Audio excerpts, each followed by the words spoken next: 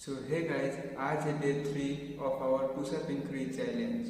तो guys, day 2 में हमने मारे थे 17 पुशअप।